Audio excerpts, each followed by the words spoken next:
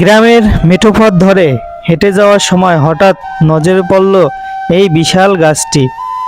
আর সেই গাছের সবুজ পাতার ভাঁজে কিছুটা উপরে ডালে সারি সারি হয়ে বসে আছে একদল সাদা বক। এই দৃশ্য শুধু চোখ নয়, মনও জুড়িয়ে দেয়। আর তার পাশ দিয়ে বয়ে চলছে লঞ্চ। আসলেই দৃশ্যটা মনোমুগ্ধকর। গ্রামের সেই চিরচেনা রূপ, যেখানে গাছের ডালে নিশ্চিন্তে বসে বিশ্রাম নেয় এক ঝাঁক সাদা বক।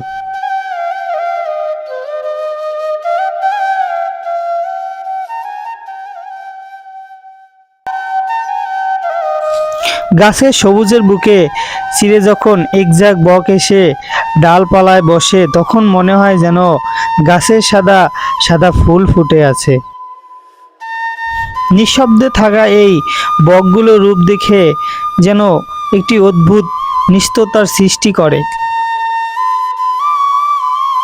মাঝে মধ্যেই ডানা মেলে একটু ডাল বদলানো কিংবা একসাথে আকাশে উড়াল দেওয়ার মুহূর্তটা যেন জীবনের এক শিল্পকর্ম। এক ঝাঁক বকের নিতর বসে থাকা দেখে মনে হয় সময়টা যেন ক্ষণিকের জন্য থেমে গেছে।